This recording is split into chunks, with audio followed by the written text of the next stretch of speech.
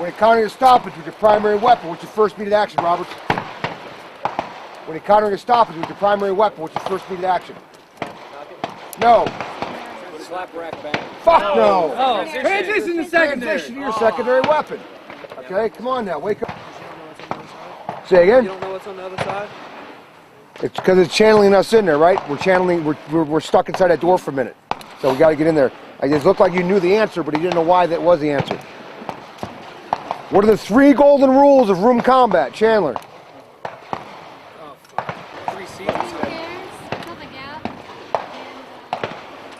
Always Have a back. Always have a Backup. Always have a backup. Yup, that's correct. Stay in pairs, fill the gaps, always have a backup. When conducting movements across open danger areas, what technique is used if contact is imminent? Schultz. Bounding. Overwatch.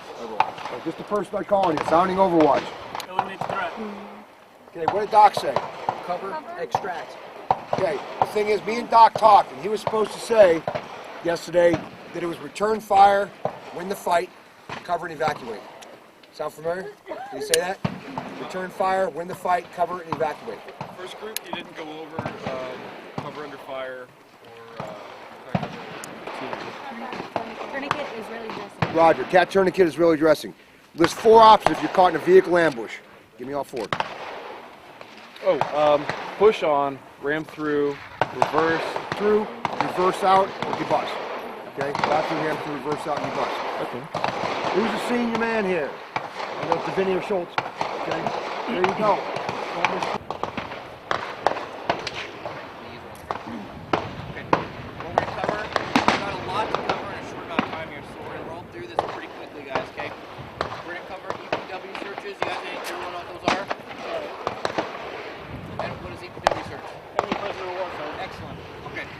Familiar with flex cuffs, how to apply them, and how to get them on somebody when they're on the ground, and stuff on down bodies. You want to make sure they're dead. We're going to go show you how to safely perform those searches, make sure that someone's not laying on a grenade or anything like that, or that they're tucked on.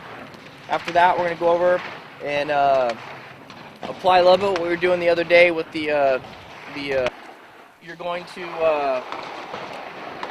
be grabbing dudes and throwing them to the ground, okay?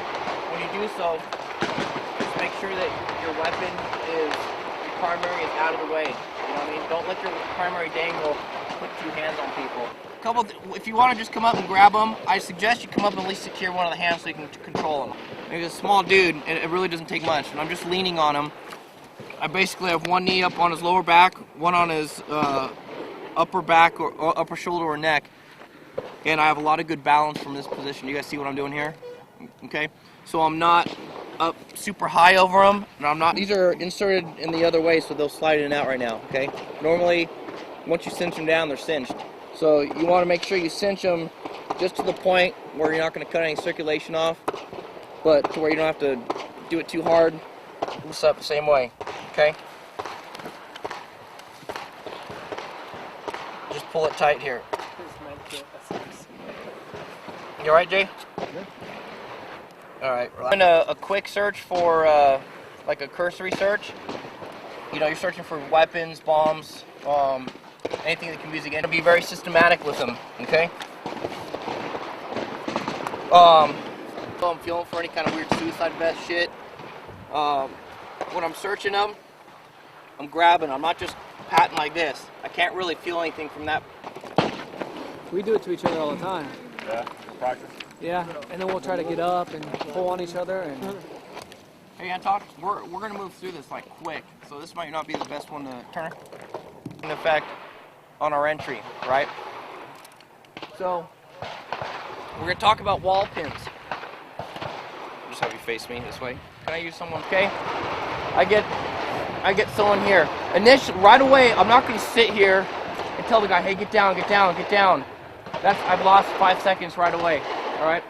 So immediately, I'm taking this dude, weapon out of the way, reaching over with my support hand, and I'm pinning that shoulder against the wall. What I'm gonna do good if I'm out here, because now the team can't get by there and eat shit. So I'm in here.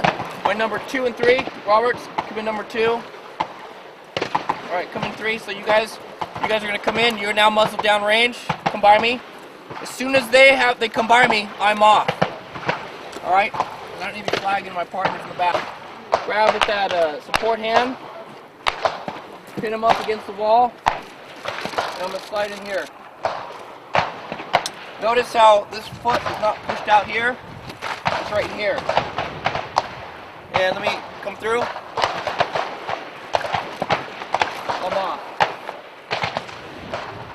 That might work, okay? Cover guy in that room with you, right? Because if you're non-compliant person, you're simply not getting down.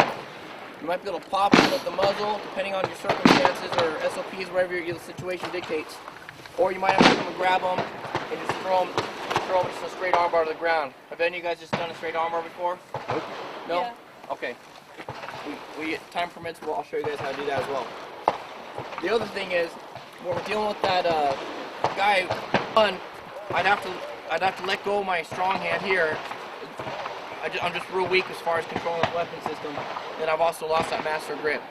So I'd rather keep control of this gun, get it out of the way, and pop him with this here. All right? It's going to feel a little awkward because you can't get your hips behind it because it's your lead leg forward. But one of the ways you can do so is by taking a slight falling step forward, kind of pushing off your back heel. Right there, hold it right there. Put that leg back. You should be able to brace it better. So again, I can come here and pop it, right? Maybe that's her face. I can push her up against the wall afterwards. So on a wall, the way that would look like is this. Come over here. Boom. Don't worry. Don't move that. Don't move it. Pop them.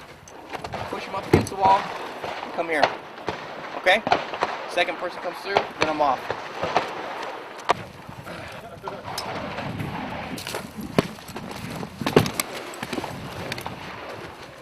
Good. I come through as second person. I'm up, and you're down. All right. Thanks. Oh, did I hit you in the face? No. Okay. You don't do much. I guess too many cameras. Everybody's trying to get their shot. Yeah, I was like,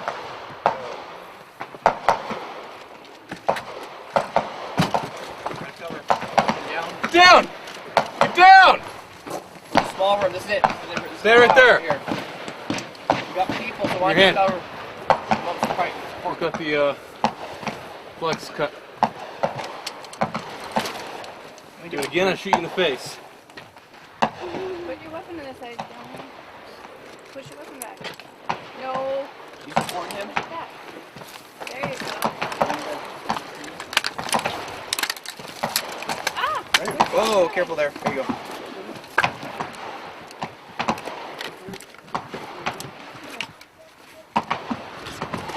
Take him down to a knee.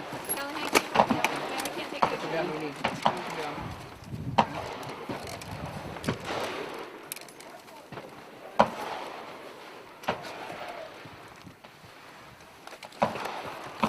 Flex your arm. Flex your arm. You told me to flex. You're right. When you're covering, make sure you're at an angle where if you have to come up, that he's not going to get shot. Something for you guys to consider. Are they done? 1 minute.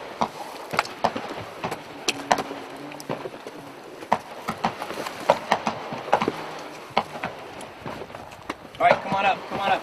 Clear. Cool. Alright, state your name and your rank and where you're assigned to. Mass Communications Specialist, 2nd class, Jonathan David Chandler, assigned to Combat Camera Pacific Reserve, Huntington Beach, California. And this interview is about prisoner handling, so how much experience do you have with prisoner handling? Well, my normal job as a police officer, we don't really call it prisoner handling. It's more, dealing with suspects or, detaining people for investigations. So I got a decent amount already, but the training we had today was good because just like anything, no matter who's teaching it, you always learn something new from each person that's giving you a different insight on something. So it's always good to have, something new to look at.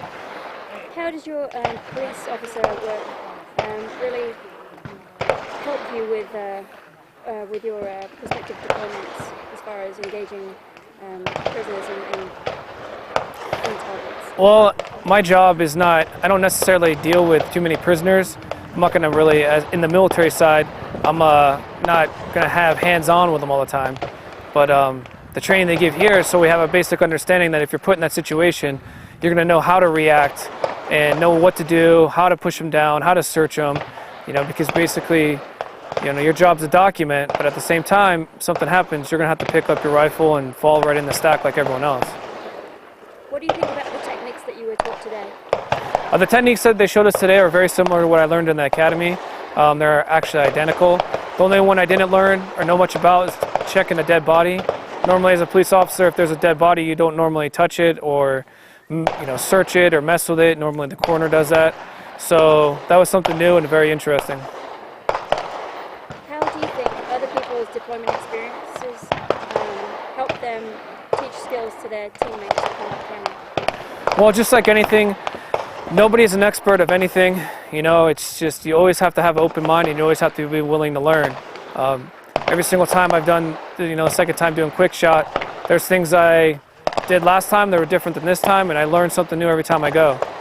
Sometimes people get in that mindset in the military that, you have to be perfect. You got to be, always, as they would say, locked on. You can't make mistakes. Well, human beings do make mistakes. It's how you react on when you do make that mistake. It's how you react, basically, and how you learn from it. If you don't, if you're not willing to admit that you made a mistake and you're not willing to learn from the mistake, then how are you ever going to better yourself or even better others? Do you have anything you'd like to add about the prisoner transport techniques? No, ma'am.